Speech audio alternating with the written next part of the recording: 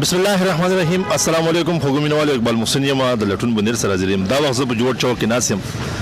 د تیر په شاندار شان په دلار باندې تیر وته ما دلته یو ماشوم مولید او هغه سره غړې وي وته ور سوي ما چې څو خبرې وسرو. السلام علیکم. وعلیکم السلام. بس ترم دې زکریا دا کوم دی؟ باجوړې. ها دا تاسو خرڅوي دا غړې خرڅوي. ها سبق وې؟ ها سیم کې د خیره سلورم کې وي او دا چې تخرڅې نو دا ال د باجوړ کې نه خرڅيږي کنه څنګه؟ په خپل وطن کې خلک مزدوري نشي کوي کنه. ولې نشي کوي ځیا؟ بس زه د پلار سره غلم په خپل نیم راغلی. په خپل وطن کې خلک مزدوري نشي کوي. تاسو دې خبر مطلب پوهیږئ.